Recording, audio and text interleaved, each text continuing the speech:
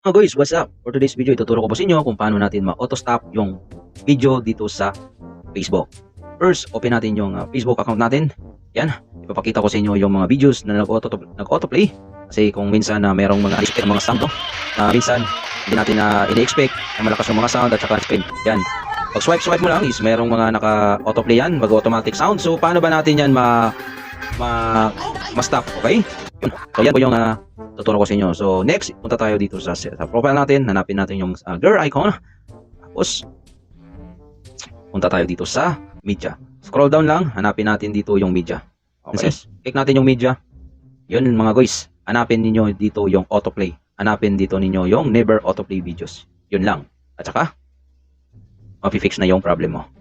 Punta natin ulit. Punta tayo dito sa mga videos.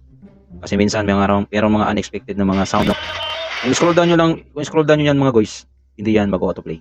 Okay? Kailangan mo pa i-click. Oops. Yan. Yan. Hindi na yan. Ito minsan nag-autoplay siya kasi ads. Basta ads nag-autoplay yan. Yan.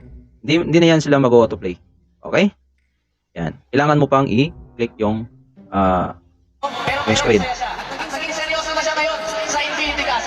Okay? Yun lang mga guys. Maraming salamat. Follow for more. Thank you.